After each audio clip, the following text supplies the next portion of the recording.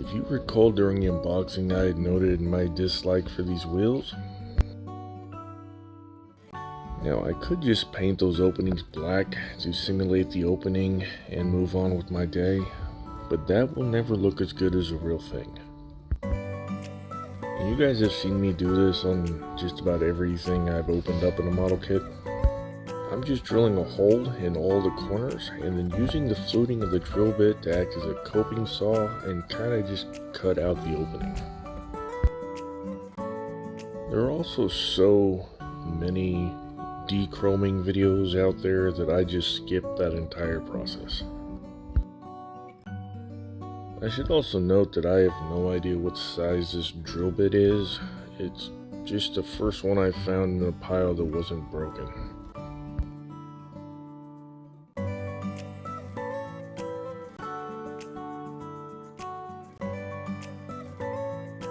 Now once I got the opening really roughed out, I'm just going to go back with that half-round needle file and really refine that shape.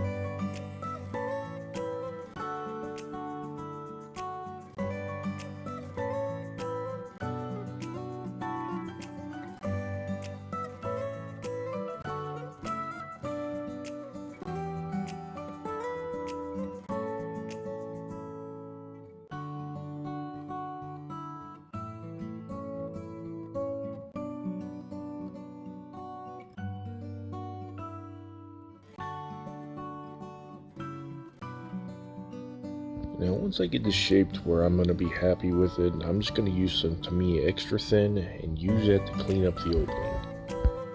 For those of you not familiar, this stuff is a solvent and it melts plastic. Now since it melts plastic, that also means it does very well at smoothing out sanding marks.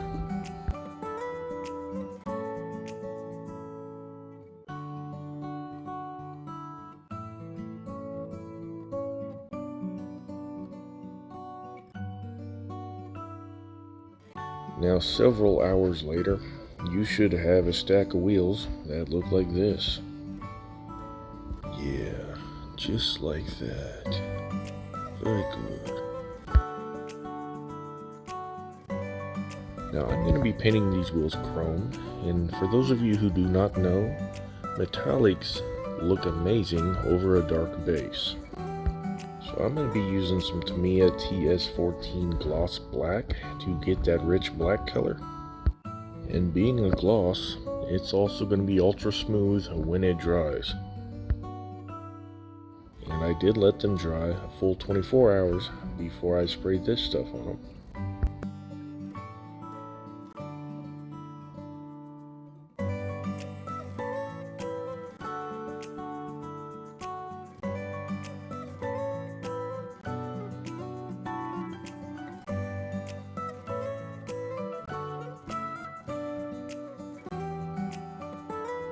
While the paint on the wheels is drying, I guess we'll use our time productively to clean out the center of the tires.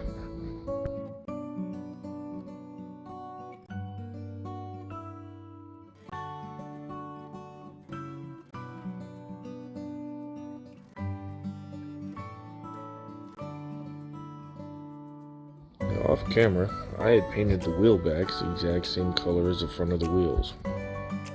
I did nothing with the front of the wheel backs, so when I assemble these, we're going to get that dark color that really makes that opening we cut out pop.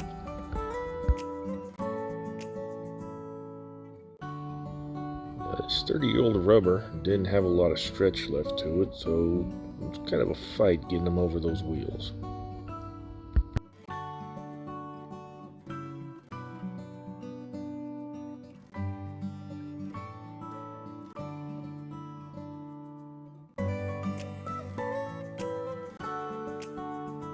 And for the center tab, just color the bow tie with a Sharpie and then just do a drop of the Tamiya panel line accent just right over it and then let it dry. And yeah, I know these aren't the right wheels. I'm just using these temporarily as mock-up while the other ones were in a paint booth. That's right, none of this is in order. So what I got going on here is I just got everything kind of taped in place, or just held by gravity very poorly. I'm just doing this to get a sense of ride height, just so I have a good idea of how much we want to lower this. Now this truck, it ended up being very easy to lower, almost no modifications whatsoever. For the front, all I really did was just flip the spindles over so the pin that holds the wheel was sitting higher up in the wheel well. Now with this scale, 1 millimeter is approximately 1 inch. So just flipping the spindles, we lowered the front of the truck about 4 scale inches.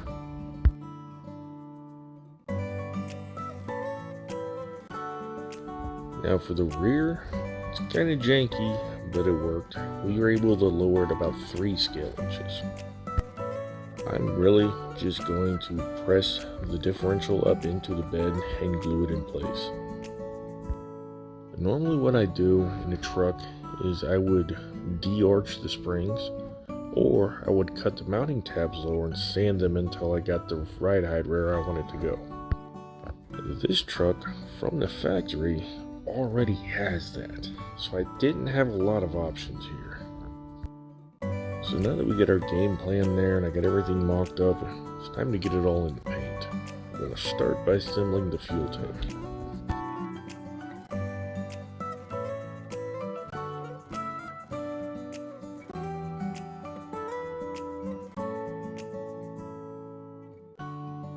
And just like the drill bit earlier, I have no idea what size needle is in any of my airbrushes. When something breaks, I just buy one of them $15 Amazon ones and just cobble everything together until I get an airbrush that works. Right now I currently have 2.5 of them. I got this old one that is so worn out that I could probably spray sand through it if I wanted to. Then I got my good red one that I shoot all my base and clear out of. Then I got another red one just like it, only it has a broken valve. That one will shoot at about half pressure, which is really great for little touch-up work and shooting all those metallizers.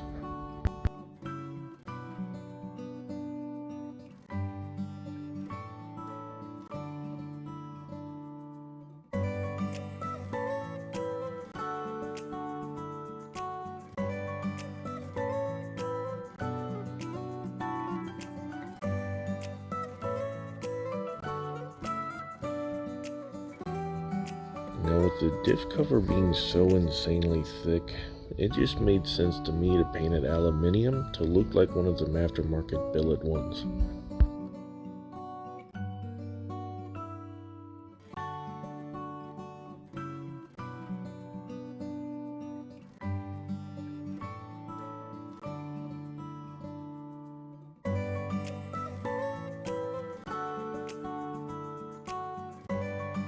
I also painted the front coils in silver just to look like somebody got in there and hit the aftermarket and got some lowering springs.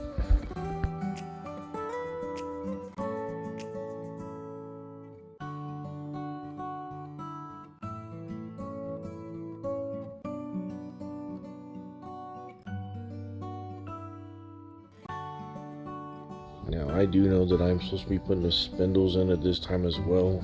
I do not do that. I always save them for afterwards. Now, I usually do that for just one reason. In the past, I've noticed that in wheels that have cars that turn, the spindles aren't really in spec. So I do know that if I get all of the non-moving suspension parts and chassis together securely, we are not going to have a lopsided vehicle when everything is said and done. And normally when I do this, the suspension control arms, they're thin and they flex. This fought me a bit because everything is old and very thick. I should also note that since I had flipped the spindles, I also had to flip over the steering linkage. Now in these older kits, those of you that built them know that they want us to heat up a bit of metal and melt down the tie rods to hold everything together. Normally I just glue them in solid, but hey, why not? Let's go the extra mile and do it right.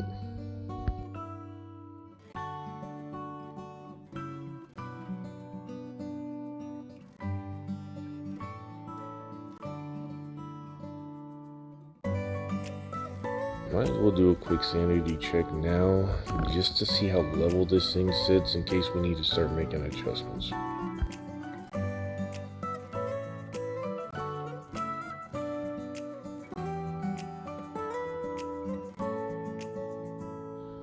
Well,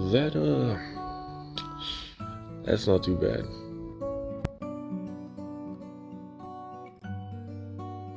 Now the fuel tank, I wanted it to look a bit stressed and worn out, so I painted it silver and then misted it with some of this cheap rattle can flat black.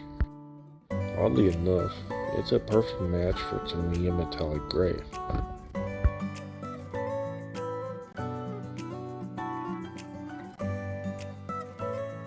So we made a mistake.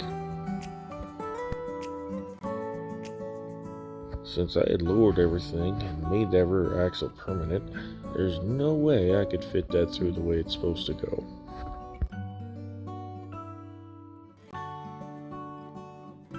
Now I do have a plan, but first I want to get that center section out because these mufflers should not be connected.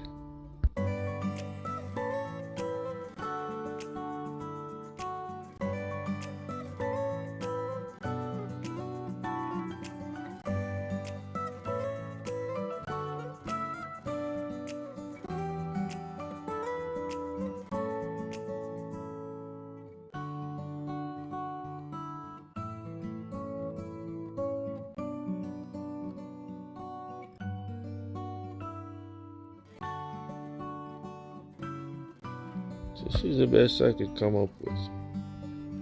I just cut it, and I'm going to hide the seam underneath the rear axle.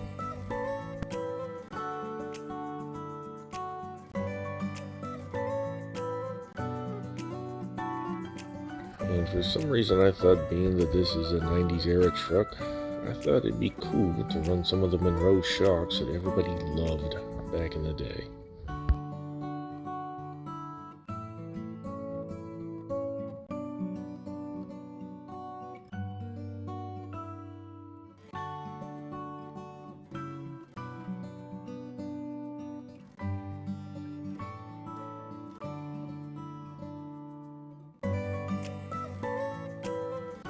The steering linkage is hitting the oil pan just a bit. It's touching, but it is not interfering with anything in any way.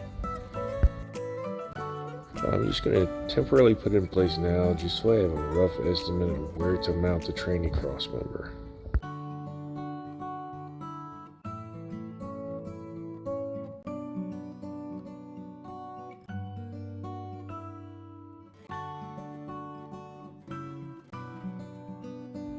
Now this drive shaft ended up being just a skosh too long, and the other one was about a 1/4 inch too short.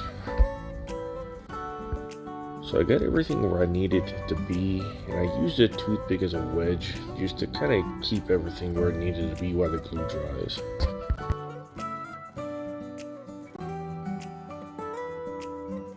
If you look closely, you can see the drive shaft is a bit bowed. Even though I had sanded about a millimeter and a half off the tail shaft, the drive shaft was still just too long. That's fine though, since I don't display my models upside down, you're never gonna see it. I'm moving on.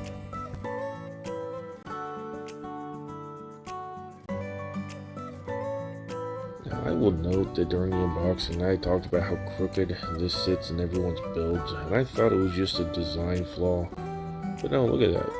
That is supposed to be crooked.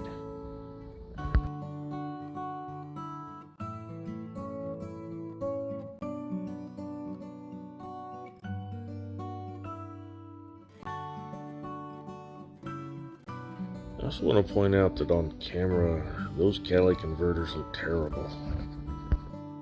I had gone over them with some very, very thin gold, just to add some heat staining, and to the naked eye, they look pretty good.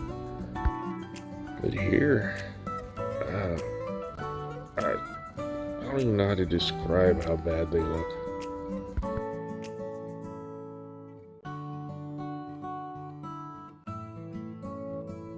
Now, hindsight, this probably would have been easier before I got all the cross members and rear axle in place. So learn from my mistakes. If you're going to build this kit, go full hot rod with it, just have open headers. Don't waste your time on exhaust.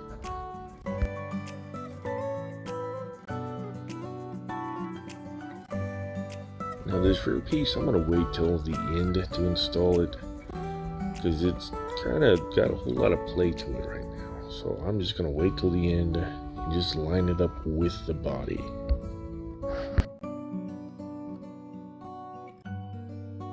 And the last thing I did was to...